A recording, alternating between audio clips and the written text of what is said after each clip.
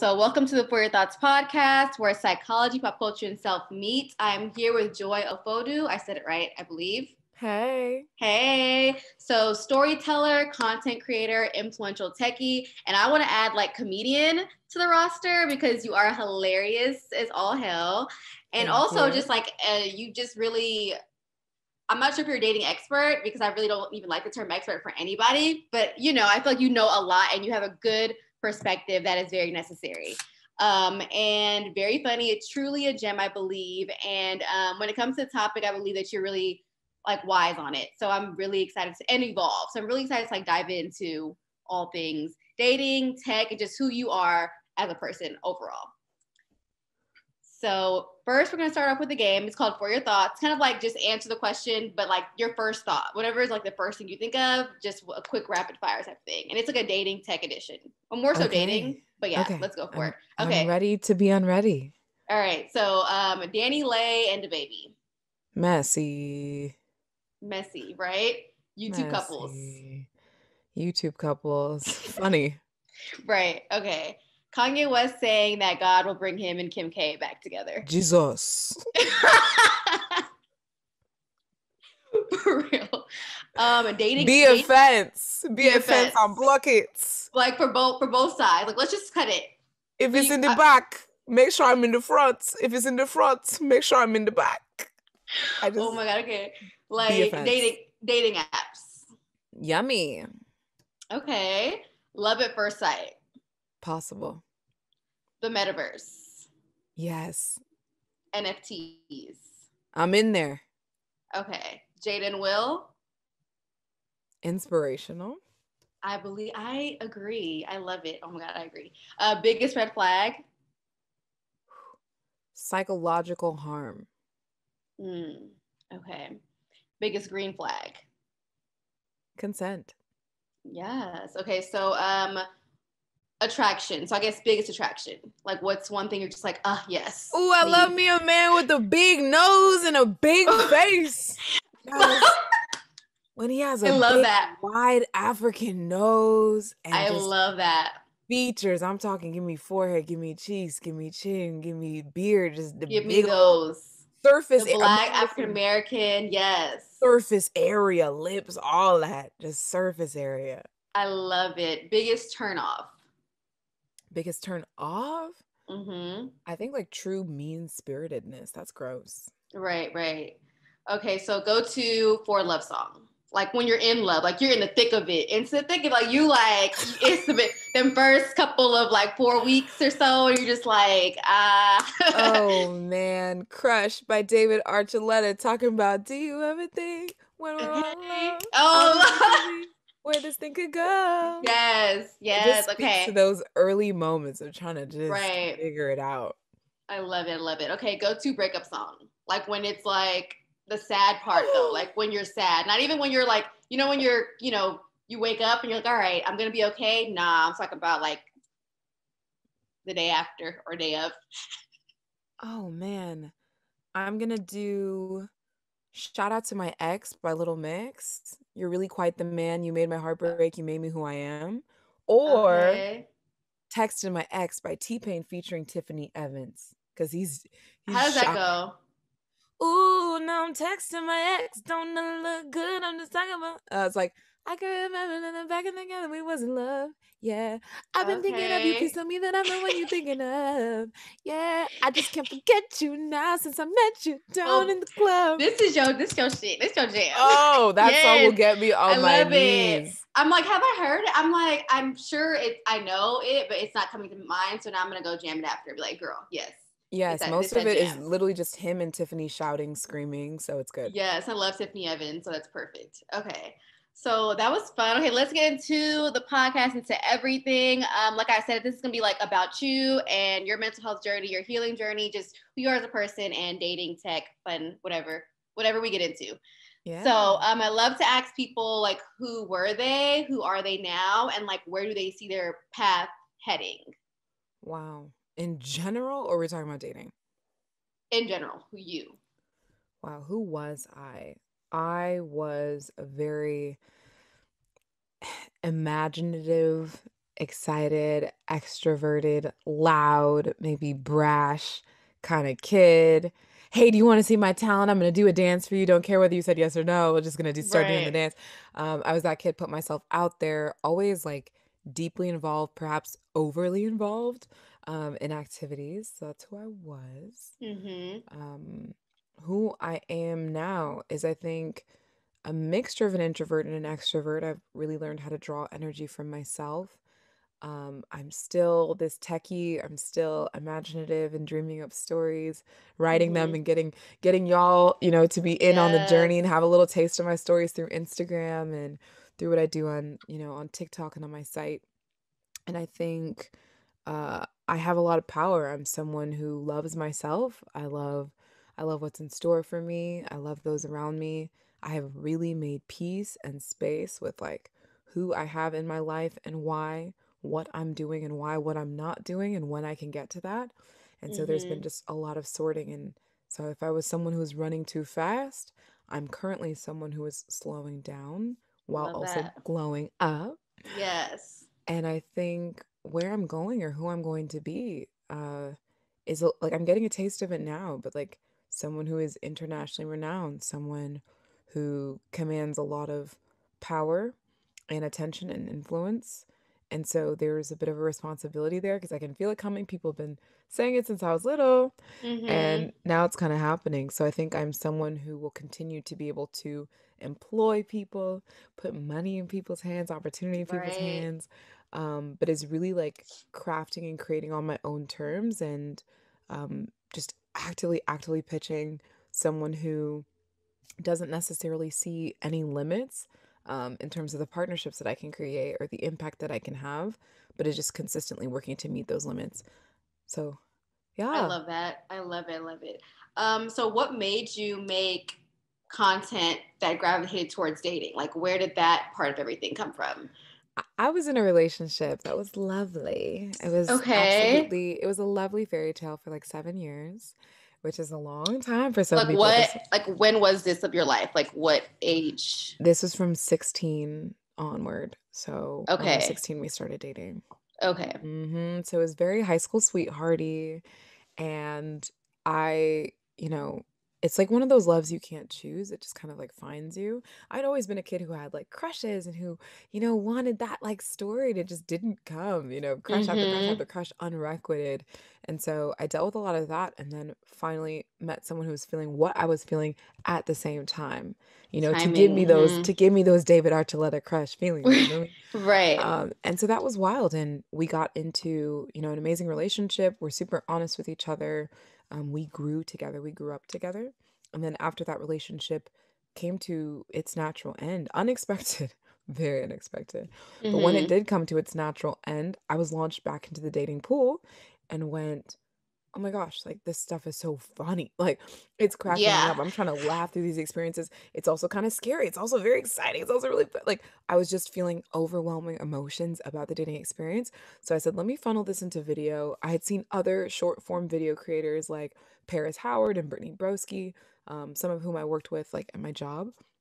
And I was like, nah, like they're just really like in their bed, or like in their neighborhood or with their friends opening up their camera.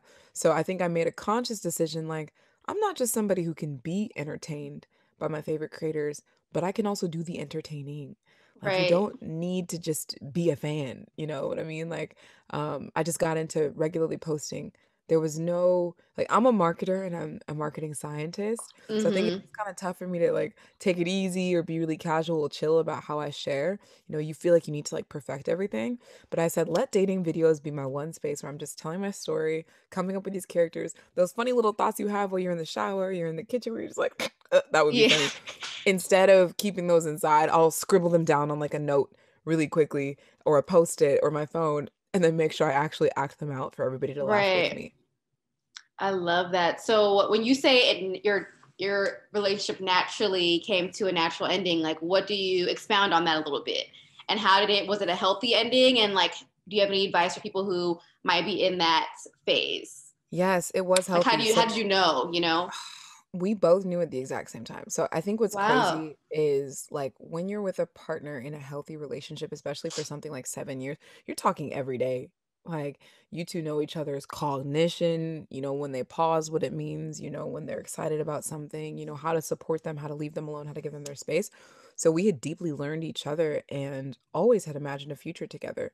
And I know when people talk about like grief, right? If you hear the word grief, you think about loss, and you think about people who are no longer here with us in this kind of same plane. But you can also grieve the future that you had imagined with somebody. And Right. that is the most painful part of a breakup.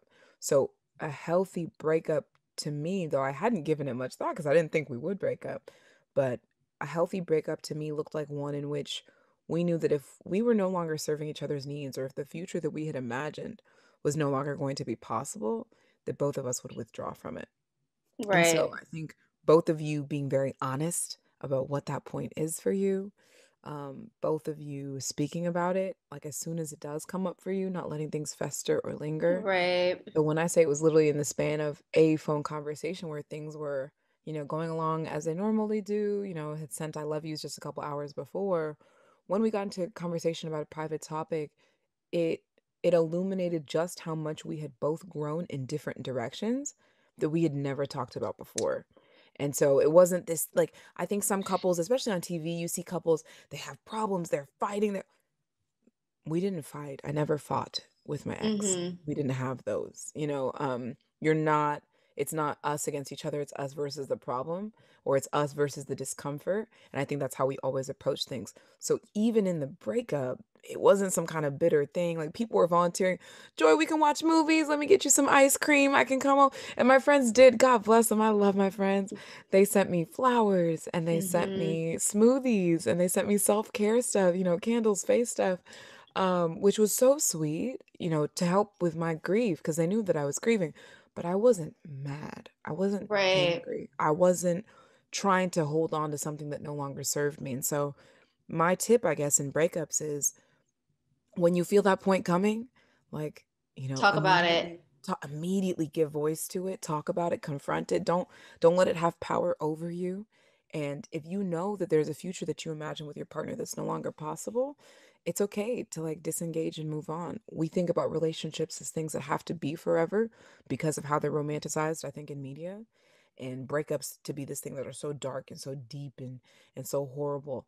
And they can be Right. horrible when people's egos are in play. They can be horrible when you don't care about each other. But when you both care about each other, and this can go for strength, you can meet Care about each somebody other, on a or even not communicate. Because I think it's like one thing, it's just not communicated. I feel like people yeah, definitely do care about each other, but some people have a harder time than others. Like people know, okay, like this is not where I'm at or where I'm going anymore, you know. But continue. Go ahead. absolutely. Mm-hmm. You can have that type of care for somebody that you meet on a dating app, and then 2 days later be like, "Ooh, I'm not quite feeling," or someone you talk to on a month for a month online, physically meet up with, and are like, "Ooh, whoa, this isn't what I thought." You can still exhibit that type of care and disengage, and not have to make a villain out of it. And so Right. recently, like with Refinery 29, I was chatting about this where I was like, whenever people break up, especially on TV, there always has to be a villain. Somebody has to be wrong. Friends need to get together, and it's like Yeah. there was no villain. Maybe you just weren't aligned. So letting go of what's not for you and giving voice to that with your partner and just exhibiting care, that really helped me move on what some people would think rather quickly from something that lasted Right. 7 years. And I do believe that like when you're not aligned, like in all things, it could be career, it could be all kind of things that you just have to kind of let go of. Like you aren't even able to kind of like go in your I'm spiritual, but go in that direction that God calls for you because you're holding on to this thing that you know no longer aligns. So I've noticed that I was the one to like hold on to things for sure, just because of what people would think, or just because of my comfort, or just because it's like, no, this is supposed to work, you know.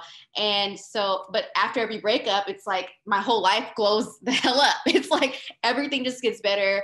I get more peaceful.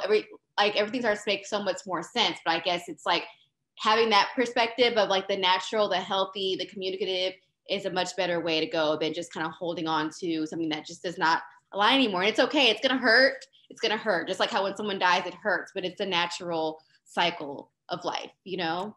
I share that same spirituality because when it was New Year's Eve, I think like 2019, I was really struggling with close friendships. I was struggling with some relationships that I felt like weren't making sense the way that they used to, right? They weren't Yeah. lining up to the dream that I had or to the vision that I had. And I let go of that and let God, right? Let go, let God. I let go of that. I prayed very specifically for God to remove and replace. I was like, I just remove, got chills. Yeah. Yeah. remove everything that is not for me, cast it out, send it away from me, disengage it, break it off. I don't know what it's going to be and I don't have control, but I'm putting it in your hands. Remove and replace it with something better. Replace it with what you want for me. Replace it with what you see for me that I can't see right now. And so for us, like strong will, we're girls who like, we want something to happen, we'll make it happen. Right, literally. So it feels like a challenge to say, I'm actually going to sit on my hands and I'm going to let it happen. I'm going to sit on my hands and watch it revolve.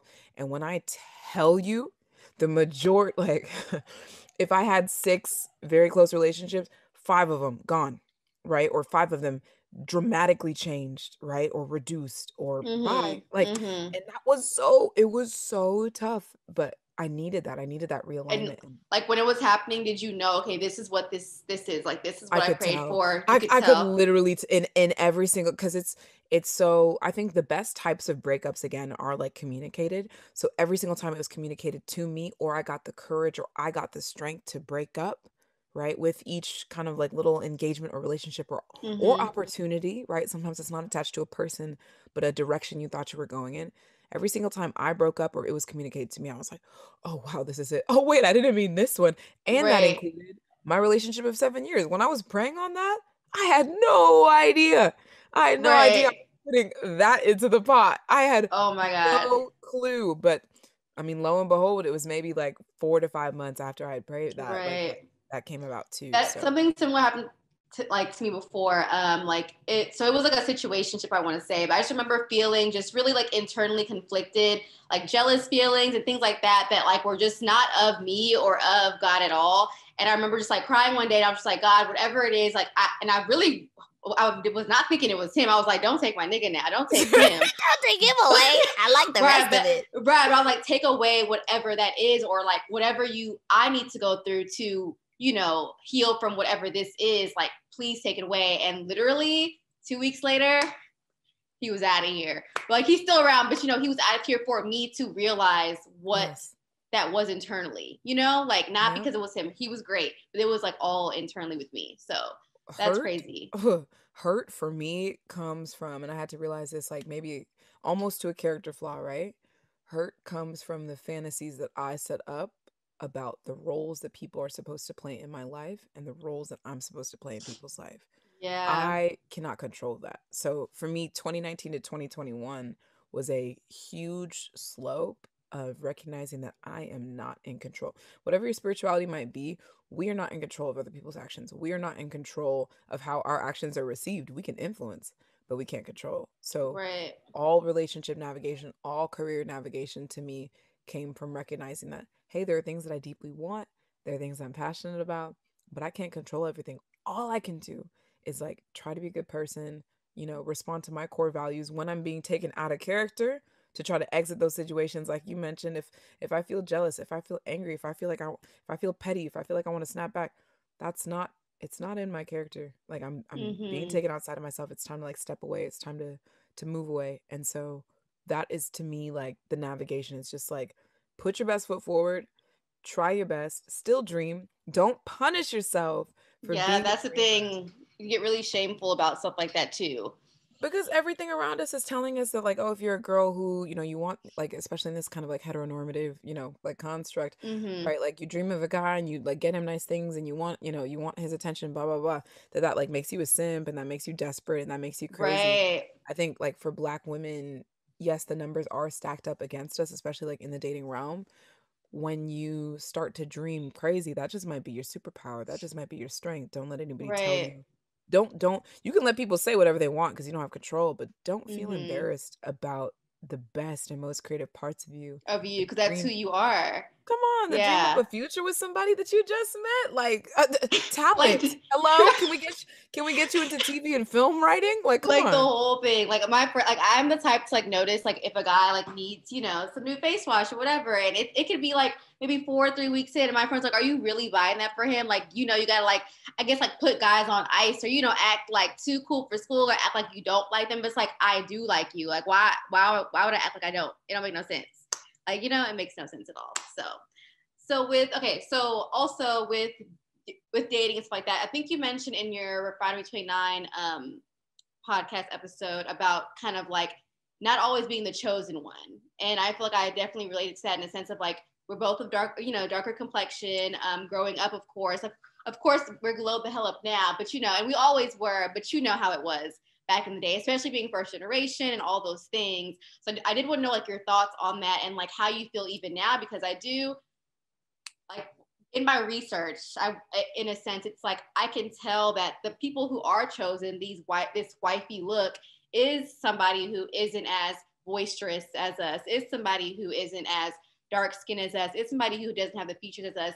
Even I remember I straightened my hair, like I got like a silk press like last week, and like it was like 3 dudes in my DMs like wifey, da da da da. I'm like, so that's all it took was a little flat iron, you know what I'm saying? So I want to know your thoughts on that and like how you navigate that, because it's really unfair.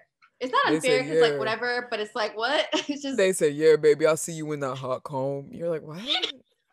It burned my ear. Excuse me. Like heat damage. Yeah, for me, I definitely grew up not loving the way that I looked. Right. And it's so hard. It's like to even say that out loud, it brings the weight back. You sit with it and go, I look different from the people around me. I didn't grow up, though I had Nigerian American cousins and friends. I didn't grow up in neighborhoods with the majority of people look like me.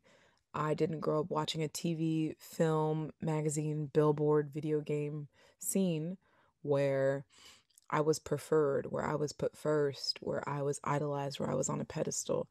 The video girls of, our days, like back in the 90s, were absolutely like, the light and like tight and skinny and da da da. I had some features that I think are still considered desirable, and in many ways do experience that bit of like pretty privilege, whether it's like having a proportional type body type, or like flattering, a couple like flattering features. But to me, the word pretty is not a word that I ascribed to myself for a very long time, and that ate away at me. I was looking to my left and my right, the way that other girls are handling their hair, they're able to run a comb straight through, and me, I'm struggling, crying, burning, relaxer, you know what I'm saying? Like, we just had different experiences. And then again, when it came to crushes, all my crushes were unrequited until I was 16. I won't tell you exactly how many there were, but there were many. So I wasn't the girl in elementary, middle, and half of high school that was sought after, right? That people were checking for. I was the dude, right? I was bro. I was even my nigga. I don't know why I let non-Black people call me that. That's something else I'll have to repent for on a different day. But it actually, like, I found safety in rejecting a lot of feminine things. I found safety in rejecting. Like I can be like the bro, like I can be with the boys, but I'm the cool one. Like they trust me, they tell me their secrets. Like they tell me their secrets. They're cool with me. I feel safe rolling around here because I know that I'm not putting myself on a pedestal of desirability. I just already assume none of them desire me, and was probably right just based on where I was. So to step from that into people telling you, especially like as a dark-skinned girl, oh, they're going to be all over you during college. Like college was positioned as this like fantasy land of desirability suddenly. And I think there's some truth to that. I stepped into my, first of all, if we're talking about desirability in kids, and this always gets me, like people talking about their glow up or showing the glow up. You were a child. Right. It's true. You're looking in the mirror while Lizzie McGuire is getting her training bra, and you're like, ooh, what do I have? Yes. Or what's her name? On Degrassi, Mandy and her thong. Like I was like, oh, okay. Like, okay, let me step it up. You were a child. You weren't supposed to be desirable. You're not supposed to be so true. To be pressed about stuff like that. But because they have people who are 25 and 30 playing people who are 13 and 14 in television shows, you start to compare and go like, oh my goodness, why have I not matured to this place? So there is a sense of growing up too fast for us where we put the pressure on ourselves to look and be desirable when we're literally children. Right. That comes on us and due to harassment. I don't even have to speak to just being a Black girl, how that positions you on the street and out about in public. Unfortunately, no matter what your age, is people looking at you a certain way and be like, and I'm like, what? I will never forget, like, being outside USC, I was at a restaurant and I left it, and this guy was just staring at me. And as I passed, you have that kind of clench up feeling like, let me just walk by. Please don't say anything. Please don't say anything. I walk by and he goes, "How old are you?" With like the most confused look on his face. Like it was really stressing and straining him out to be like, I don't even know if I like how old are you? I was like, and what it's business like, if you have to ask, don't talk to me. Please don't talk to me. So I struggle with that for a long time. I struggle with being harassed, but not truly desired, but not truly appreciated. Right. So that was the kind of middle phases. Now you've kind of grown into your things. They want you, but they still don't want you. Right. It's, ooh, you getting thick. Ooh, your body, whatever, but they still don't treasure you. They still don't want value you. And then I think partnership really helped for me in that regard of like, oh, wow, like I am beautiful. I feel beautiful. He's affirming me. This is great. I'm still taking validation from the inside of just, I kind of like my hips. I kind of like my lips. I kind of like my shoulders. But partnership helped. And then I did step into a place where like I was just a bit more open. I was exploring and just like out and about and going out with guys and just being like whole phase style, like. Yes, exactly. Okay, gotcha. Once upon a time, not long ago, I was a hoe. Yes. And I'm admitting for sure, it. though. And that phase was great because then came the people going, well, but college. And it's like, yeah, actually. And college. To receive that validation or experience those things with Black men, I'm just going to say does something a little bit different to the psyche. Like I slowly over time developed preferences, or I didn't have a racial preference. To now, like I only date Black men. It's been a sliding scale. I'm on this end of the spectrum in that regard, and those experiences did make me feel beautiful. There's some about Black on Black skin that I just can't explain to anybody. When you get it, but kind of resting in that feels great. And on apps, and someone said this to me. She's Francesca. She's a dating coach. Yes. I emailed her actually. So yeah, I need to follow up with her. But she's amazing. Absolutely. Yes. Fran was talking on Clubhouse about just going like where you're wanted, and one of my New Year's resolutions was like go where you're treasured. So when it comes to stepping up on dating apps and feeling like, oh, I'm a dark-skinned Black woman, is anybody going to like me? Yes. The people who like dark-skinned Black women will like you. The people who like you, regardless of whether they have a preference or not, will like you. Do not worry about being palatable to the masses. Why are you worried about being desirable to somebody who's like, right? I don't like, how is that going to play out in the long run? Honestly, truly. Right, when they change their minds. So for me, I just decided to not worry. I decided, let me hop on. I'm going to swipe on the men I'm interested in. Instead of playing this kind of immature game we used to play when we were younger of like, oh, I don't know. Does he like Black girls? I don't know. Does he like Black? Just shoot your shot.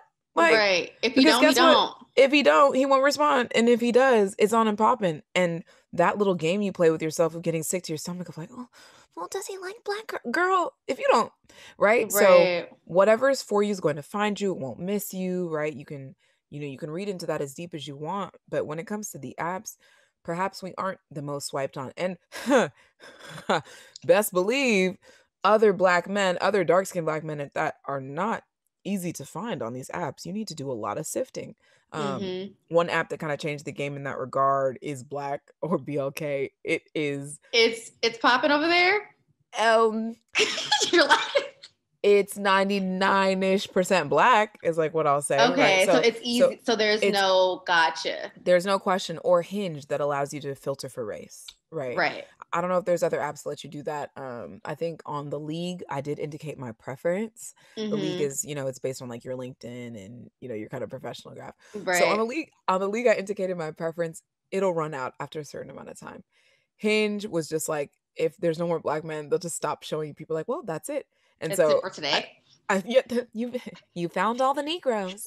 So I think for me, it was just like resting in my desires and in my choices and being like, this is who I am. I love myself. Now, listen, I love my body. I love my face. I love my sensuality. I love my sexuality. I love who I am. And I feel confident in what I have to offer. I don't need to prove that to anybody. I don't need to convince anyone. I don't need to become more desirable to people who are on the fence. That is not an interest of mine. It's like if you're on the fence, then just stay there. So that's been the journey. And now, like, the challenges that I feel as a dark-skinned Black woman are less so in a one-to-one dating sense. Because again, I'm gonna just find whoever wants to date me and whoever I want to date. The challenges that I experience are kind of what hurts my heart is how we aren't protected in Mm-hmm. public, Mm-hmm. how we are attacked in a public sphere, Mm-hmm. how people refer to certain women like Serena and Sierra and be like, oh, were they a man? Like really harmful, dark rumors that Mm-hmm. erase and diminish and invalidate our femininity because of our color, because of our size. I'm a tall girl too. I'm 5'9". There's always going to be questions. After I cut my hair, like getting misgendered in public was like such a Mm-hmm. scary experience. I'm I'm a woman, she, her, hers, always have Yeah. been and will continue to be. That's my identity. That's what I feel comfortable in, and that's how I was born. And so to have these experiences where because you're dark, because you're big, because you look a certain way, people want to take that away from you. They want to attack you in a way that they do not to light-skinned women, in a way that light-skinned white Asian women, light-skinned Latina and South Asian women will always be safe from that kind of Mm-hmm. harm, like that particular harm that only dark-skinned girls worldwide know. That's what crushes me. It's when you're at Right. a party and people do the look over and you're You're rendered not even invisible. seen. Right. It's when Literally. somebody bumps into you, steps on you, because you're not the object of desirability in this kind of wide sphere. But I've made my peace with that. You know what I mean? I won't be Mm-hmm. mistreated, and I do not like to go where I am mistreated or where I do feel invisible. But you won't go in there bitter or anything like I that. won't Like, go in there bitter. I know how the right. game is played, and You already, yeah. I'm not interested in being desired by the masses. Would I like to be protected by the masses? I sure would.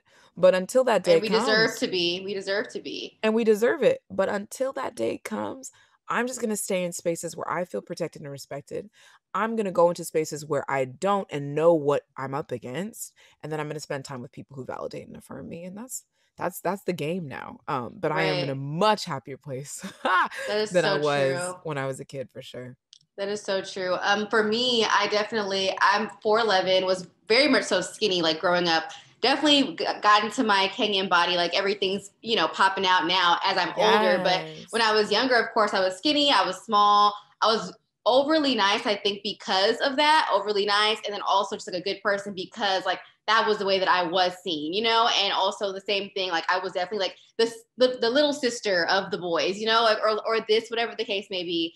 And so I noticed that like it was either after a while I got into two like relationships, and then the whole phase, quote unquote, or whatever happened, and that's when I started to like really see, okay, like they want me for this ass that I have now. Like I started to see different things I didn't notice, before. And also this is a transition as well into just like what you learn about yourself through dating when it comes to, layers, traumas. I feel like dating is like a reflection of yourself, especially when it's not like long relationships, but like the dark sides, the bright sides, like your own insecurities and things like that. So I do want to know like what are your thoughts on that? Like dating being like a mirror and like what you've learned through dating, and yeah, we just go from there. It will absolutely hold a mirror up to you. You're gonna get Yeah. read by your own. You're gonna get read by your own preferences, read by your own choices. Every single preference that you, and I kind of like this, like in a nerdy, Right. tech science type of way. Every preference that you indicate shapes your algorithmic experience on these apps and then shapes your psychological experience or like real world experience. So it's like if you start on an app, they're going to ask you like, hey, what's your name? What's your gender? Mm-hmm. Immediately you start thinking about like, oh, okay, like this is my identity. Whether you've questioned it or not, you just think about, okay, Right. I'm a Right. woman in this space, or I'm a man in this space, or I'm a non-binary person in this space. Then next is like, and what's your preference? I'm like, yep, I like me my man. Always have, always Mm-hmm. will, unfortunately. And then next you start to go, all right, like racial preference. And you think about the ways that you have been encouraged, obviously, by African family members to date in your race, and then ways that you've been discouraged. Like my ex was not Black, Mm. and that was a whole journey. So I flash back and I'm like, could I again? Am I open to non-Black partner? Nah, and Yeah. just settle on whatever works for me now. I think about age, and so Mm-hmm. the things that I hadn't experienced yet till I really stepped into the dating pool, like kind of more formally, were realizing that I'm not like a lot of the guys that are my age. Guys who were 23, 24, it wasn't and isn't working. Yeah, I can already tell by this comment with you that that's definitely not the pool that you need to be in. We gotta step it up a little bit. And it doesn't take away from those guys, because I'm just recognizing that men are in different phases, and 23-year-old women and 24-year-old women are in very different phases. For someone who had a depth of relationship experience, I recognized that I had to date up, a little bit in age. So being like, oh, actually 28 to 36. Okay. Like this is where I rock. And also just the ways that you're treated, the ways you do feel a part of your own generation and feel like I am thinking like my generation in ways that I'm like, oh, I'm really not, and how I'm this kind of Gen Z millennial in betweener. That has surfaced some things for me. And then finally, like, size. So when we talk about 5'9", 10, 11, 12, and you start to play that game, that brought up an insecurity for me about my height. Right? Do you date only like tall, like 6 feet above? Are you that girl, or are you open? Yeah. So I'm like all the way down here, so I never had to think about it that much. I'm like down here, yeah. But all my friends are taller, and I'll be open and honest and say that what happened for me around that was like when I started. Wait, hold on. Ooh, okay, we gotta let the legs stretch. Yeah. What happened for me when I started in height was I knew my preference was for really tall guys. I was like, oh yeah, like I like them 6'4", So I was like, let me look this way and then work back downward, very kind of vapid. I met some young men who were 6'6", 6'8". Ooh. Loved those experiences. Then was like, all right, that is kind of unusual. The majority of the guys you're gonna meet, like African Nigerian men, maybe they're like 5'11", 6. But basically what happened for me in there is I realized that when I'm around really tall men, I feel protected. So when we're talking about this aspect of being a dark-skinned Black woman and being in public, what helped was, like I just feel cozy. Like it's like having a personal. And again, that can be kind of surface level. It doesn't mean that just. But it's psychological though. It is like that is what we need and crave for. It honestly is. There are so many times, like I talked about being a really brash, kind of like I'll just do whatever I want type of kid, to grow and morph into being an adult who's more considerate of others and of space and how I'm being perceived. I always had this bull in a china shop type of feeling. Right? Where I'm just too big for these spaces, not in a cocky way, but in a like scared way. Like I didn't feel dainty. I didn't feel light. I didn't feel precious because I always felt bigger than my space. I was always the tallest kid. I was always the darkest kid. I was always the loudest kid. So I felt like a bull in a china shop. And then to date men who are bigger, taller, louder than I am was just kind of refreshing. That is a comfort. Yeah.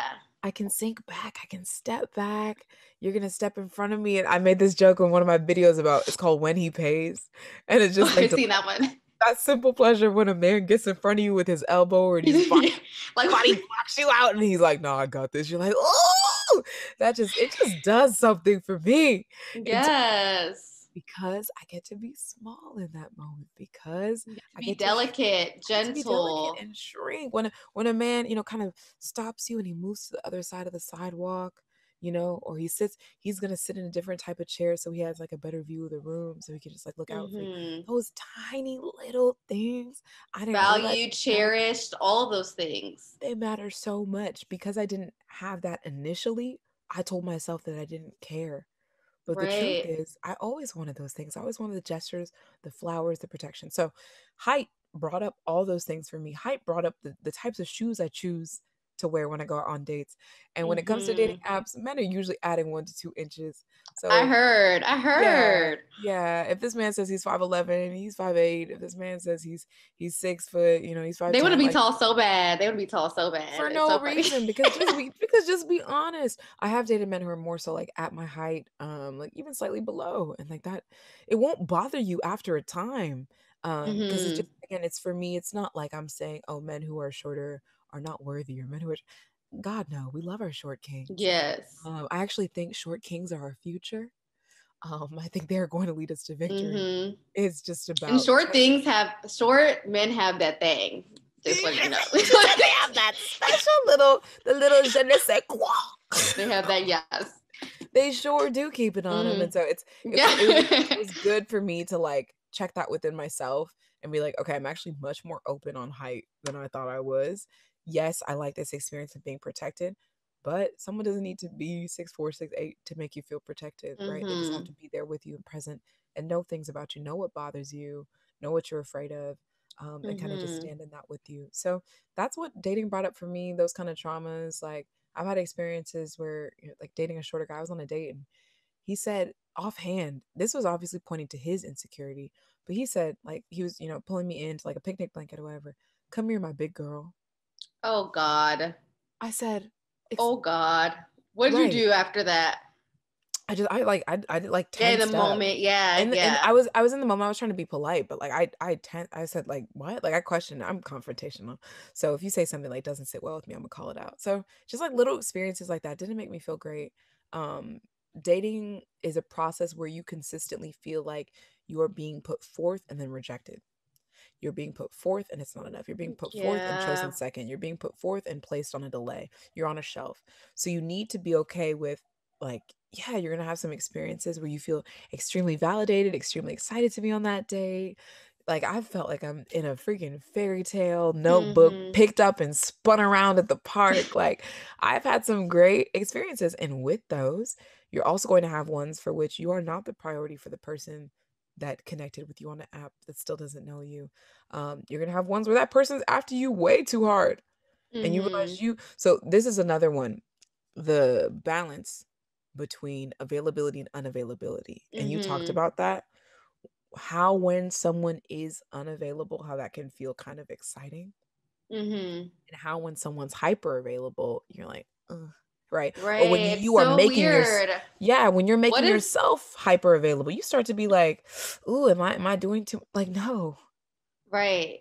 That was one of my like next topics. Well, we can get into that now for the next thing, but that is one thing that I have noticed. Like it's like and it's like we do it subconsciously, I'm sure, but it's just like everyone who's super duper hyper on you or whatever, you kind of like put them on the back burner or you don't even go discover it. But the ones who, might be a little bit unavailable, it's like you run more towards it. And I really want to know what you think about like why we think like that. And even when it comes to men, me and my friend Jess talked about this. So, the whole thing where it's like the date's going good, y'all are going on 3 to 4 dates, whatever, everything is cool. And then you kind of invite them out or you kind of push a little bit and then they kind of reel it back into the whole, like, let's just be friends thing. Yeah. Because they feel like a little bit of your effort. So I'm like, I want to know your thoughts on that whole thing as well. Like, my it's all thoughts placing together. Show the effort that you want to show. Indicate the interest that you have.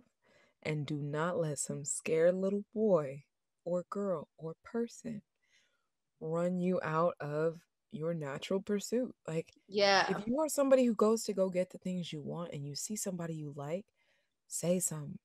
And this is genderless. Now, as a go-getter, as a shot shooter, a lot of these shots have been successful, some not. But to be honest, most of my shots have been successful, right? I use discernment when I shoot. But most of my shots have been successful. That said, when I realized like, oh, I want to be this girl that's delicate. I want to feel like in my relationship, I can kind of take a side seat and you're going to step up and make decisions. That influences me to go, okay, Joy, then you can't always be shooting. It cannot always be night, right? You can't always be shooting. If you need someone who's going to step up and make the plan, don't consistently make the plan. Step back. Right. So in those instances where you are looking for a particular type of person or that you like to be in a certain role, don't play the other role overly so. Because what I've noticed about guys, especially on dating apps, especially in the Bay Area, like they're real laid back. So if you call it a link, yeah, he's cool to call it a link. You call it a date, ooh, now he's like, oh, I got to put on. They have these expectations of what it is that they're supposed to do. If you tell him, hey, we're going to meet here, do this, he might be like, oh yeah, absolutely. And he'll fall into that mold. Yeah. Fall into that mold that you've built for him. So I realized, I was like, if I want to date a man who's going to be a planner, I actually do need to bite back my natural instincts a little bit. Not to the point where I feel like I'm being disingenuous, not to the point where I'm faking it. I'm not acting dumb. I'm not acting like overly cool or like I'm chill with behavior that I'm not, or I'm chill with like jokes that I'm not. That's not me. I'm not the cool girl. I'm actually quite sensitive. Something I tweeted about recently. I'm sensitive. I'm delicate. I like to be planned for. Thus, I should make sure that I'm leaving space for a man to that to perceive that happen. sensitivity. I'm leaving space for him to plan for me. That's so better. Leave space. That's a better way space. to think of it than like let them chase. No, leave space. I don't, because who has time? I believe in indicating what you want and indicating how you feel and then moving accordingly. And if anything changes, voicing it quickly. That has been way more successful than me in dating, rather than sitting on something. If I am after a man, or if I say I like you and you back up, that means you don't really like me that you don't much, really like me or like that. That's cool. in this, or we're not aligning right now for whatever. Or we're not reason. aligning right now for whatever reason. Just like you said, Mm-hmm. it's like, okay, that's good. That's a good thing. Let's celebrate that. Let's dig into that. And I think too many people instead, they're worried about the other person liking them. Versus, like, do I even like you? Do I like you? Do you let me express the romance? Do you let me express the sensuality that I want? Do you let me move at a pace that's comfortable for me? Right. Both of y'all need to be very selfish in that regard, sensitive to what the other person's on. But both of you need to be selfish. So like, I really just don't play in, like, some people like to be chased. Some people like to chase and they need it. I've had men who are after me who clearly like to chase. And the second that I started reciprocating it, he started acting funny. Right. I'm like, please get away from me. I'm not interested in you. And I do it quick. Like, and that kind of shows it's like it was more about the chase and your ego than it really was about me. It's way more about ego. I had someone, I said, please do better for the next girl, because this is disrespectful. I'm not interested in you anymore. I made it so clear. What did he do? He stepped it up. That is the scariest thing I've ever seen. wait, reel it back. So he just did it. Yeah, just reel it back. So he was putting forth lackluster effort. I vocalized, this doesn't work for me. I'm not interested. And I truly wasn't. This isn't some cat and mouse game. I don't play the game. I don't have time. Mm-hmm. And it just doesn't delight me. I said, please, like, leave me alone, essentially. Like, good luck. Move on. This isn't it. I don't know what you're bringing, but I don't want it. He stepped the effort up. Okay. That is the scariest thing I've ever seen. Because it's like you can't have somebody you can't have someone reject you to your face and now you're going to step it up. That's misguided. Right. So that tells me it's more about you winning and this is the position you wanted to be in. This is where I played into my crazy a little bit, because I was like, I think I know where this is going, so let me see. And I was right. He just wanted to be the person to be able to reject. He wanted his ego, which was bruised by my statement, to come back and make a comeback, and then for him to be able to say, no, you can't fire me, I quit type energy. So, and that's exactly what happened. How it played out. Exactly what happened. So look out for that. Right. Dang, that's crazy. Okay, let's go back. So we were talking about things you learned about yourself. So I'll go with mine. I was thinking, well, I know for a fact I was super duper boundaryless. I think it's a first gen thing, like no boundaries whatsoever, always saying yes. I forgot whenever I'm like in love or whatever, I forget all my things. Like I forget everything. Like it's just like all my dreams, ambitions, they're still there, of course. Like, and I'm a headstrong girl, but they're definitely a little bit on the back burner. And it's like, it's just, I'm all in it. So definitely have grown from that. But of course I still like fall weak to that. So I do want to know, you talk a lot about boundaries as well. So like, how do you create your boundaries? How do you practice enforcing them? And like, what are your boundaries if you don't mind sharing them? Yeah.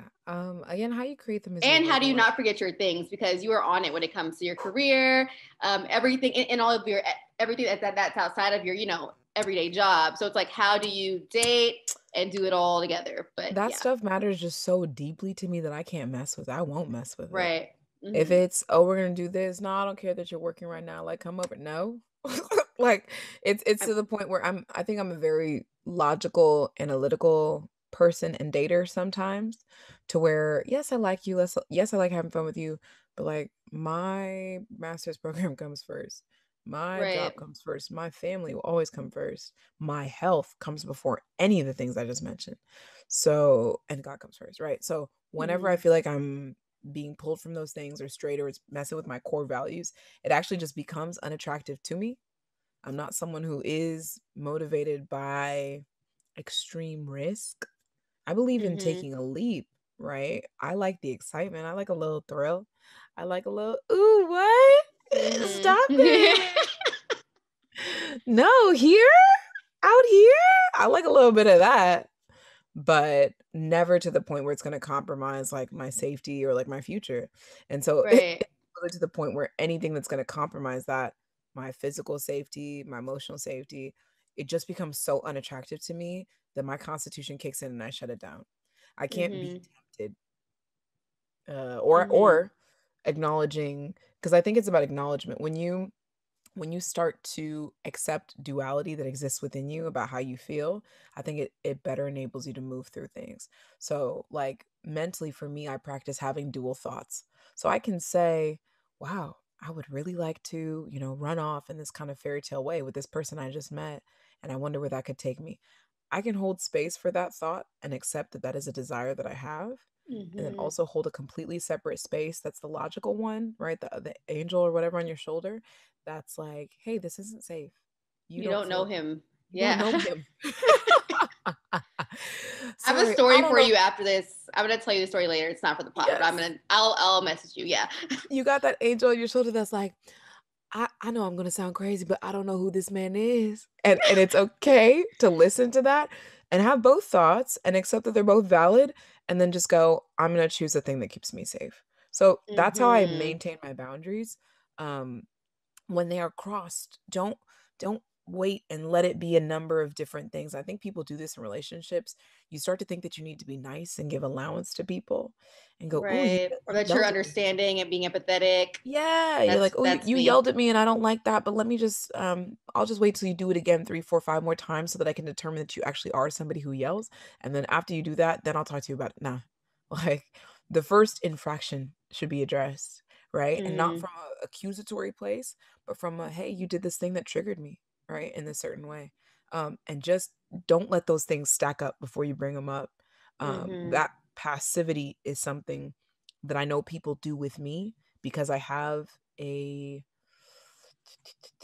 what do you want to say? I have a very dogmatic kind of personality. And I have a very big personality. So I know people do that with me. I'm sensitive to that now.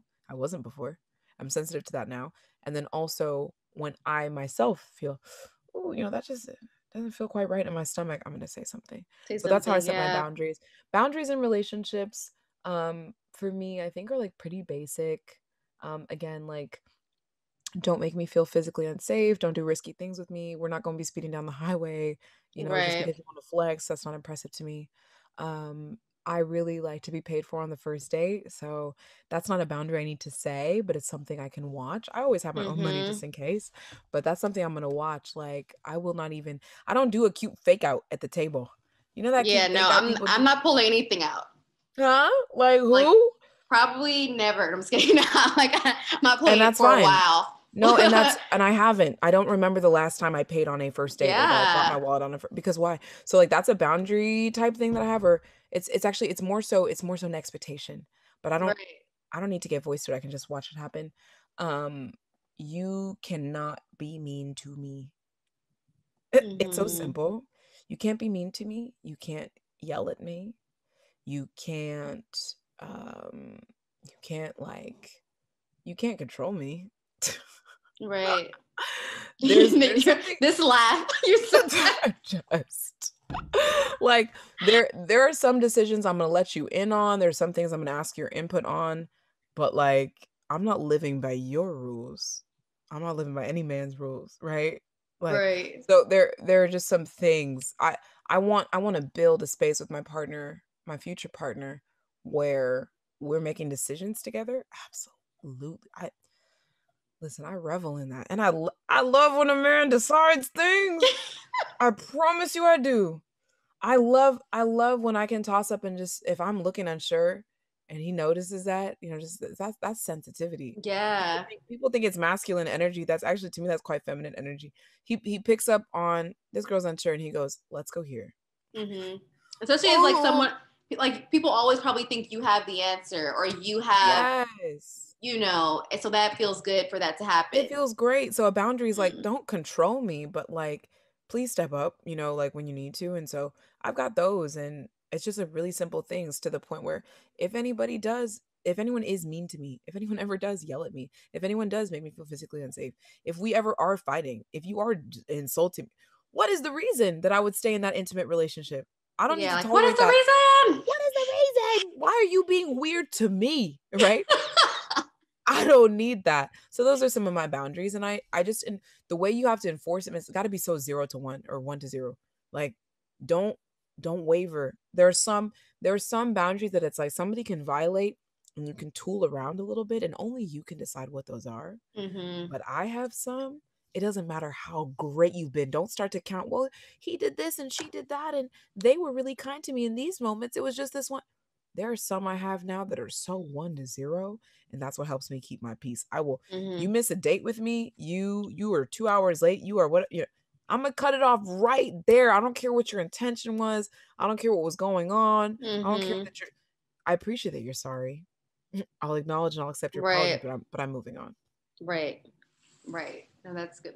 Do you think that being first gen has affected your dating or your view on relationships, and if so, how? I can go first.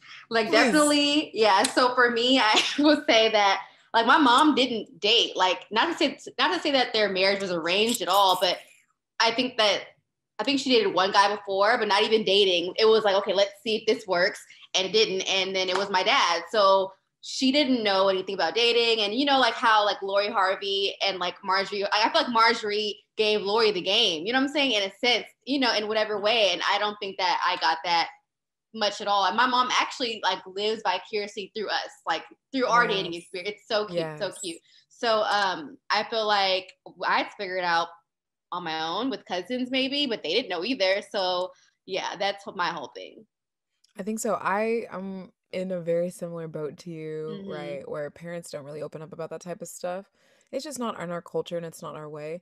To be honest, it's not even a Nigerian culture and way to be openly like dating, right? Like even in 2021 in the US. That's true. It's not in our culture to be talking about I went out here and I went out there. So I understand that I am violating the mold in a certain way, and I've had to deal with those tensions. But I do think it's for the better. I do think it's for the better that we as like African girls get together and start to talk about this and start to verbalize our experience. It's not one that the previous generation went through or can even fully understand, and just to accept that they don't. We're the first. Yeah, we're crafting an experience. There's now with Gen Z, right? Obviously it's like first to be born online. Like there's never a world that didn't exist where they weren't hyper connected, where they didn't have profiles and apps. So I just acknowledge that it's a different experience. There's obviously cultural tension, but I love that, at least for me and my family, I think we've come to a place that's like, let's agree to disagree. Let's agree we're never going to be fully aligned on that, but like, go with God type energy. And it's been great. For me being first gen, I think it has influenced me in the way that I feel this extreme sense of culture and cultural loss. So the culture, I feel, obviously is this like Nigerian American communities, the language, the food, the music, the traditions I grew up with and I retain here in the US. But the loss that I feel is like very significant of I don't speak fluent Igbo, I'm not back in Nigeria all the time. So there's a part of me that fully belongs here where I've been planted, where I'm making a future. And then there's a part of me that like is missing from Africa, is missing from Nigeria, is always going to be somewhat disconnected.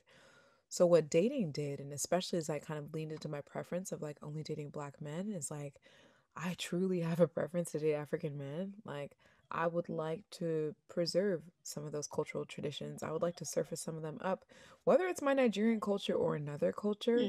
To me now, it has become important to be able to, you can't quite combat, but to balance that sense of loss with a sense of retention. Yeah. With a sense of, well, child, like, I didn't know that I was beautiful when I was young. It took me a long time, right? No fault of anybody around me, no fault of my family. But in the next family that I raise, in the next family that I start, you're going to know this from the jump. You know what I mean? So I get emotional when I think about my future family and like what I want to build through dating. And so to me, that's the end goal. And as a first gen person, we're an experiment and we have to build not just new Nigeria. We need to build new Nigeria, which Literally. it might become new Nigeria, Egypt, new Nigeria, African America, new Nigeria, Cameroon, new Nigeria, Ghana. Like it's just a new experience. So it's a responsibility too. That's kind of like, whoa, okay. Yeah, that's what I'm saying. You see me get quiet because it does feel a little heavy, and I just feel some sense of preserving a little bit of what I have. Not to where, let me be clear, not to where I'm gonna tolerate disrespect, discomfort, for extended discomfort, extended unease, in the name of culture, unhappiness in the name of culture. Yeah, not to me, please. No, for real. I can't top enough things. For real. Not I. So there's just that boundary for me. I was in Kenya. I just got back actually maybe 3 weeks ago. I was there for 2 months. And I went just me and my dad. So I was able to kind of explore, see family dynamics in a different way, kind of observe a little bit more. And a lot of it was kind of like, I don't even want to say heartbreaking, but I feel like this emotion that is happening because it's like, a lot of it was like not okay, like a lot of things just not okay in a sense of the way that family operated and boundaries and things like that. And made me go, okay, like it's going to be me to hold on to these like values of family, but like it has to be looked at differently. Like things have to be looked at differently, dating, just sibling rivalries, all kind of things. And it kind of was like, okay, wow, all that I knew that I was and where I came from. Yes, the culture is beautiful. It's everything. Like it's like, at least like we have like, people don't have even something to look back on and grab onto, but also it's a lot of things are disheartening. A lot of things have negatively impacted us as well. So navigating that and figuring out, okay, how am I going to take that and like the future? And I'm like that, I'm like right in the middle. Me and my brothers are like right in the middle for our future has been something that I haven't figured out at all. Like I just got back, but really been thinking about, like I've cried about it and everything. It's just like, damn, like, okay, like it's a lot. It's a lot. So I understand. I feel you when you got emotional with that for sure. Yeah. There are some traditions we take and run with and just keep alive. And there are some we leave behind. And it's making your peace with your decisions. Mm-hmm. If you decide to date outside of Kenya, that's your peace with your decision. Right. And just preserve what feels right for you. There's no book at this point. There really isn't. We got to write it. Mm-hmm. Yvonne Orji, I'm not sure if you watched her Breakfast Club interview. I need to read her book as well, but she kind of talked about a lot of this a bit too. Like she's kind of have the same like thoughts and experiences of things that need to be let go of, and like her being the one in her family to like bridge that gap. So if you haven't watched it, you definitely should. It's good. It's really good. I get into that. Yes. Okay. So lastly, we're gonna transition. We're about to end in a little bit. Do you watch Insecure? Yeah. Yes. Okay. So Nathan and Issa, we know that Nathan dealt with bipolar openly on the show and kind of like transitioned through that. Now they're dating and she's completely aware of it. She actually was there for him, understanding. I would love to know your thoughts on like how mental health and dating, if you had any experiences personally with your own mental health and how it might have affected a situation or vice versa. And then we can get into your natural mental health journey, which will lead us into work, who you are, and like all those other things. So yeah. I mean, my ex had traumas. I had traumas, like any human being does. And it's funny. I don't think I've ever met a person without trauma. If you get to know somebody intimately in some form, so whether it comes from family or loss or the body or what's happened, like there's just something that everyone's dealing with, and relationships that are healthy can be a really amazing space to have that trauma surface in there. Let me make a distinction. Relationships aren't therapy. They're not professional licensed therapy. So if anything, like I was in licensed therapy to deal with burnout first and then grief. to be partnered during those times was amazing, because I could go to my partner and say, hey, like, this is a, a breakthrough that I had. This is something I'm struggling. I still can't open up. How come I could tell you about this, but I can't bring it up here, So it can be a kind of like incubator, kind of like a warm nest around some of those traumas that come up for you. But we all got it. So it's going to, whether you're in licensed therapy or have access to that or not, it's going to come up in some form in your relationships. And I think that when you do have that healthy space where you can both talk about it, it's really so gorgeous. It's really, it's almost two people shouldering one burden. And I don't mean that they can hold it for you, but they can hold it with you. Right. It's like something that's literally just on you, and what your partner who deeply cares about you, if they have the capacity, because this is not a standard, if they have the capacity, they're putting one hand under and just holding up so they can feel it with you. And so they can talk to you about it, so they can understand it. So when we talk about Insecure and Nathan and Issa, like, I think it's quite beautiful how what Issa did for him, especially in recent kind of episodes, is noticing him break off from the crowd, noticing him have that weight still, and be able to say, I'm not here to clown you. I'm not here to judge you. I'm not even here to fix it. Right? I'm just here to be here. And the relationship won't fix it. Love won't fix the trauma. You can't love the trauma out of somebody. Right? So it was just her stepping in and being like, but I'll put one hand under it and like, I'll feel it with you. And I think that had a distinct impact on his character. Now, when it comes to arguments or fights, and like, again, I don't have like fights. When the trauma might show up, like in those instances, when it gets, it's scary. It can be such a test. Because it's kind of like, I am not my trauma, but it can show up, and it could be, and someone, especially in the dating sense, could be like, okay, she's crazy, this is that, whatever. But it's like, okay, this is a trauma response or a trigger or whatever. And it'd be nice in dating if we could be like, okay, that's what that was, and it'd be understood. But not everyone has the capacity for that. Not everyone even has the, time or even gives a fuck to, to do so. Frankly. It's like, I hope that no matter what relationship I'm going to be in the future, when I have those moments of those things that I can vocalize, that's always going to be considered if I do, mess up, right, in a way. Right. And then when I'm not as quick, like, for me, I had some traumas that were just kind of more physical, and they slowed me down, right? So it's like, I just need a partner that can understand when we do want to speed up, like, this is going to slow me down. And just hold that with me, just stay in that with me. Forgive me for that, right? If something frustrates you, forgive me for that. And so I think, to me, and even watching like Nathan and Issa, there's this most recent episode, there's like some comments that are made, or way that they got into a fight, where I'm like, it just doesn't even sound like y'all care. It sounded like Nathan and Issa cared about being right in the fight. You care about levying your hurt over the other person's hurt and saying, well, but you said you were going to move here. Yeah, well, you don't, you're all over the place. And it's an accusatory battle. I don't engage in that. I pray that very far away from me. I hope I'm always in spaces where we're not trying to outdo each other on, this is how much you've messed up and this is how much I've messed up. But instead, we're just bringing forth, Blue Talusma calls them like courageous conversations, not fights, about, this is what's kind of on my spirit because of the trauma that I have. And I hope that you can forgive me when you see it. I hope that you can forgive me after you see it. I hope we can talk about it.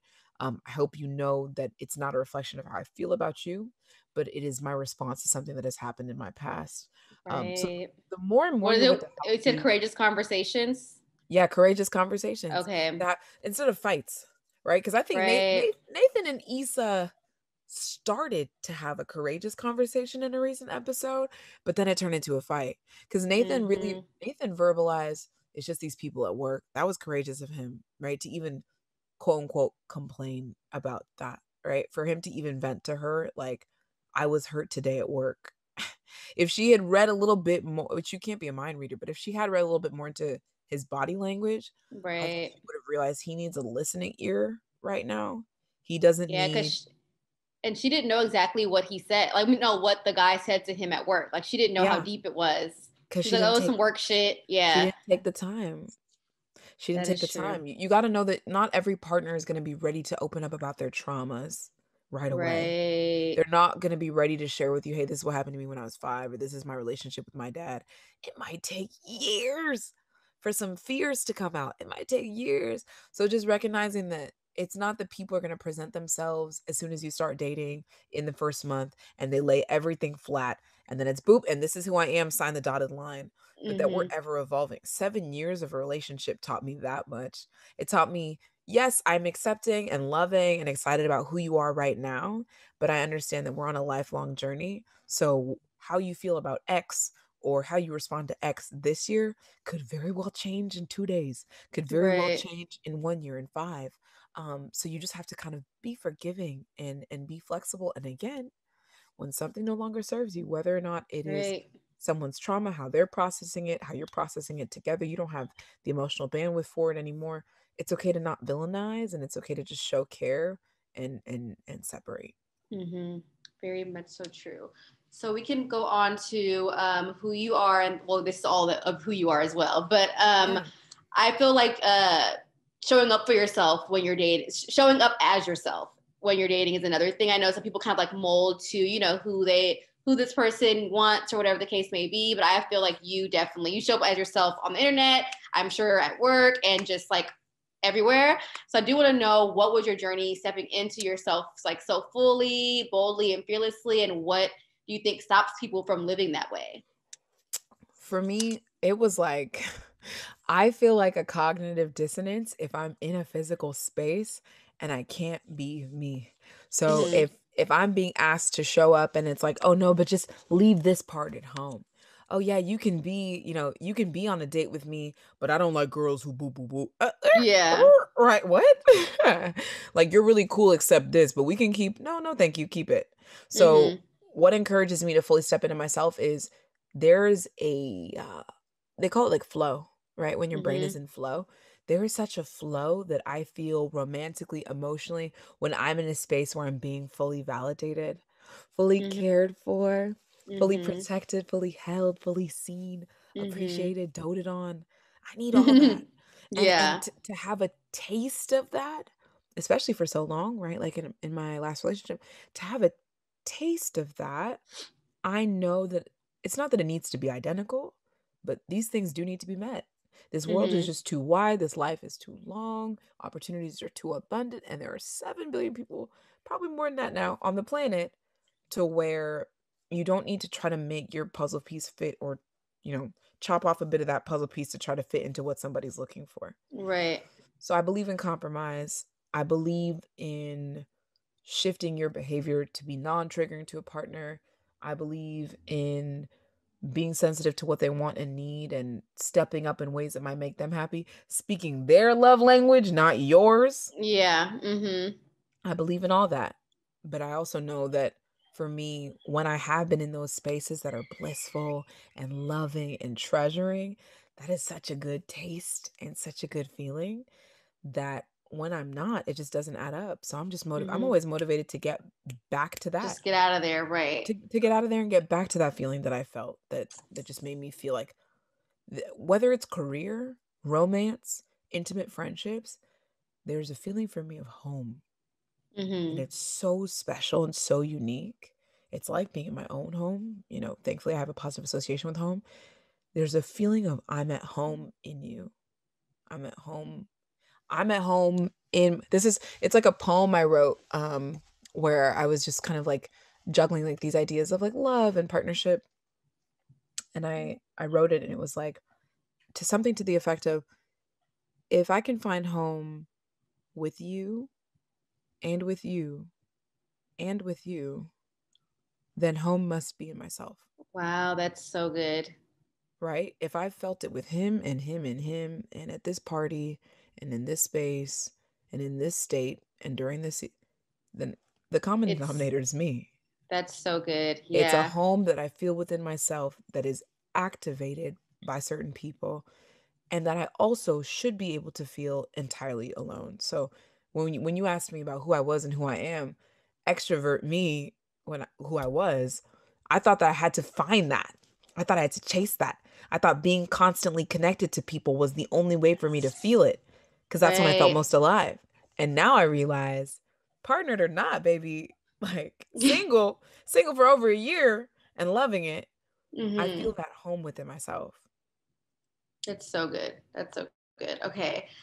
So we're going to wrap it up in a second, but I do want people to know, because outside of just dating, you are a marketing scientist, a voiceover artist, and comedian. Like, I want to say that you are for sure. Yes. So I do want to know like how you even got into voice artists specifically, because I have one friend who is, everyone tells her her voice is gold, like, and she can change it, switch it up. But it's one of those things where Black women or Black people like don't even know like where to start or how to get into that space. So I do want to know more about that. Like, how did you start, and like what's your process and what you've learned, a quick little tidbit and stuff.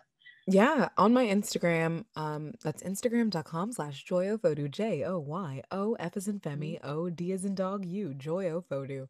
Yes. I do have some videos, and I do lives from time to time where I'm voiceover auditioning, and I talk about like what I work through. I also have a video that I wrote, how to break into voiceover acting. Oh, perfect. Okay, good. Yes. Absolutely. I'll put the link in the description box for sure. There we go. For me, how I broke in was kind of similar thing. I had a lot of encouragement from people. I had been an actor, what I think many people don't know if they met me during my tech journey. I'd been an actor when I was young, not voice, but just trying to be like live action modeling. And I also was a thespian. I was in theater.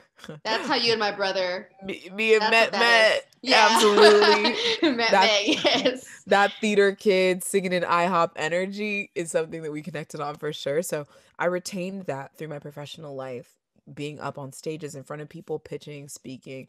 There was always a theatrical buzz.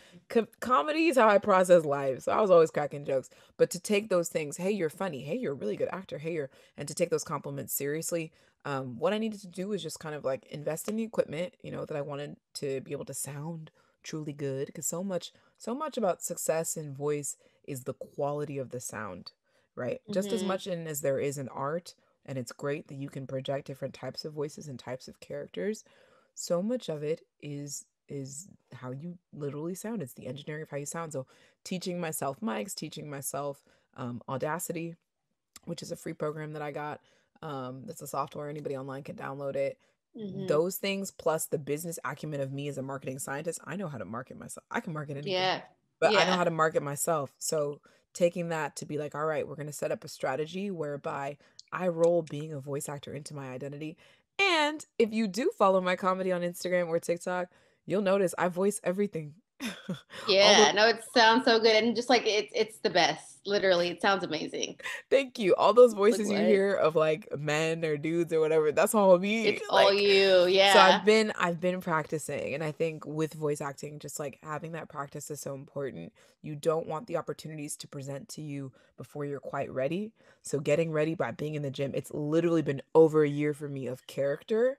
That doesn't mean over a year of technical training, but over a year for me of building characters really prepared me well for once I learned the technology and I paired that with my marketing ability, I immediately took off. I've immediately been booked for short films, for video games, for podcast intro outros, for meditation apps like the Shine app. And so I'm really happy to be in a space now where the vocal talent is seen and harnessed, but I had to learn. Do you have like an agent, or it's just I am unrepresented. Pitch yourself. Oh, I love that. I did a Disney Junior Pickwick pack. Like I saw that.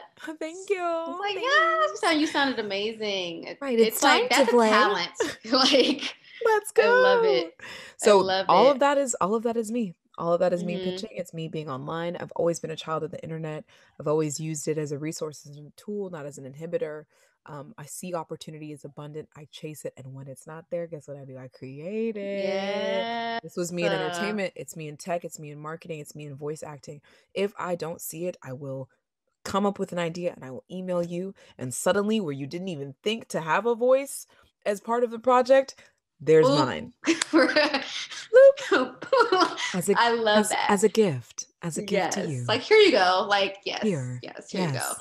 So with the techie part, what's one thing you think that we should know that's going on in the tech world that someone who's not would know?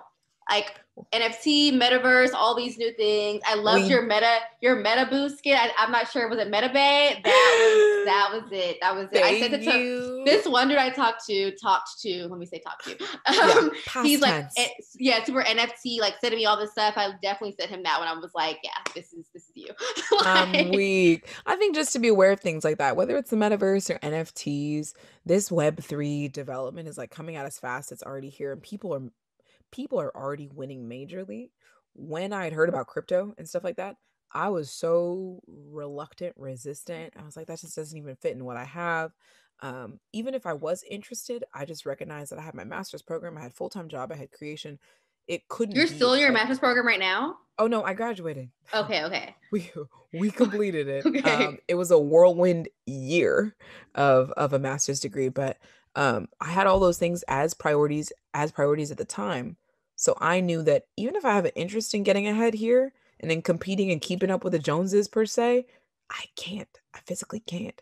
So it's okay, but that's the thing that I would advise is it's happening. The sooner you can get into these things that you hear are unusual or new or Web3, like just jump in, just look around. Know that you don't need to fully understand it to take advantage of it. And that's the thing that I think kept me for so long about cryptocurrency, but NFT space, about even managing my own finances. Yeah. I thought, oh, well, but if I don't know exactly how I need to manage and where every single cent is going. And it's like, is it giving pyramid scheme? Is it giving you should be here now? Have the basic understanding you need to hire professionals that you can trust. And that is how I realized how to get ahead in business. My creator business, my voice acting, everything has boomed because it's not that I know every intricate detail. I know enough to produce the product, right? I know enough that it's authentic to me. I'm not going to lie about what I know. And then I trust enough in the people that I've researched that they're experts that I am not. And I'm going to hire you to help me do this. And that is success in business. The most powerful people in the world do not, business leaders don't know every aspect of how to do your job, right? There are CEOs who can't do my job. They don't have to, right? They just need to trust in my ability. So I've learned now as a leader, my career idols are Dwayne "The Rock" Johnson, Issa Rae, Sierra, right? Sierra doesn't know how to physically make diapers, but she and Russ have a diaper brand. Right. Right? Dwayne "The Rock" Johnson, I can't say if he knows how to edit audio, but he's a very popular voice actor and his voice is just instantly demanded and accepted, right? He's got consumer packaged goods deals. Issa's got web series and funding. I don't know if she knows how to write the legal contract. She might, right? She might not. So it's just that aspect of like glowing up, whether it's voiceover, whether it's taking advantage of tech. Just know you may not know everything, and that's fine. Yes, and know yourself and just like outsource. If you need to, get some help, research, and don't try to like just know, because that actually would take way too long. Like, or it's kind of impossible because it's just not your strength, if you try to like be in another lane. It is so true. What's a couple or one, like, I guess, publication or website like that's your go-to when it comes to like the new tech stuff that's trusted, that you're like, okay, bet like the new... I know this is gonna sound crazy. Yeah. But I don't. I'm not a daily NPR listener. Okay. I'm not a Adweek reader. Like I just take my information from everywhere. And I think that's why to be honest, I think that might be why I'm so successful. Like I always did feel kind of left out when people are like, oh yeah, I listen to this and every day I have a friend who reads the Economist. Economist? I was about to say, I read the Economist. There's always somebody. And it's like great, but I've never been that person. I'm not subscribed to any one publication that I read all the time. I got a bunch of different ones coming in and out, but I take information from Twitter. I would say Clubhouse is just a great source. Clubhouse, if you're like me, you're not a daily publication reader or listener, you're an everything type person. Clubhouse is dope. The people on Clubhouse, authors, whether it's Min, Bumani, they're gonna transfer over to Twitter and start talking about what they think and engaging with other thought leaders. So just highly recommend hopping on Clubhouse if you're interested in any one topic. Like you'll hear the different dialogues and find your way to be pulled, but not a regular publication reader. Right. And it's okay. Right. Okay. Well, this was amazing, by the way. This was great. Like definitely top five favorite. Let's go. Top 5. Yes, I had a great time here. For sure. Yes. We always end with our guests saying like what brings them peace of mind, whether it can be a quick tidbit or it could be like what's for your whole life, what's been bringing you peace of mind, but that's how we normally end the show. Fireflies. The song? Firefly by Ed Sheeran. Wow. Okay. Like you just play it. It's just like I will turn off all the lights. I don't care if it's daytime, nighttime, close the windows. And when I hear Firefly by Ed Sheeran, it'll just calm me down. Like the lyrics also kind of relate to how I move. So he goes like, there's a firefly loose tonight. Gotta catch it before we burn this place down. And the light if I don't feel so right, but the world looks better through your eyes. And it's just this like lullaby. It's about love. It's about being held tight. But to me, it just reminds me of like the fires of everything going on. And it's like, let's just catch it. Yes. And even like your light, when I hear that, I think about your own light like, honestly. Yeah. And the world looks better through your eyes. It's like you have a perspective that is insanely valuable, that is uniquely yours, that should be harnessed and protected. So that is my peace of mind. I love it. Firefly makes me feel nice and protected. I love it. My heart feels warm just by that explanation. So I'm like, yes. Thank you so much. Thank you. It'll be out in the next 2 weeks. I want to say I'll send you all the information, everything like that. But thank you. I had a great time. Hope you have a good day. Thanks for we've been on here for like an hour and 30 minutes. Thank you for your time. You got it, Pennie. Yeah, I'm going to definitely tell Met, like, I'm going to call him right after this. Yes. Tell him I said in like Goku arms. Like, I know. That's my sole communication to him. I love. Okay, bye. Have a good day. Thank you. Bye. Okay, bye-bye.